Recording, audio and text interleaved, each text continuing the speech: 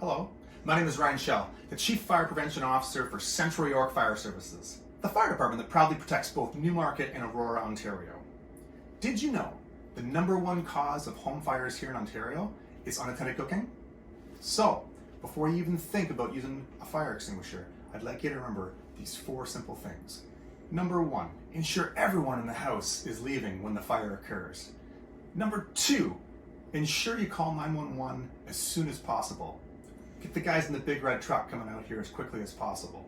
Remember, all big fires start small. #3, have your back at the exit when you're using a fire extinguisher. Because #4, if the fire's too big, you're already at the exit and you can leave. We have a small stove fire. In the event of a fire emergency, remember these simple steps. P.A.S.S is the password for putting out a fire. Pull. We're going to pull the pull pin. Aim. We're going to aim the extinguisher at the base of the fire. Squeeze and sweep from side to side.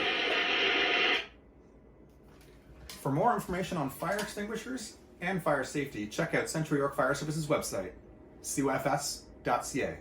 Thanks for watching.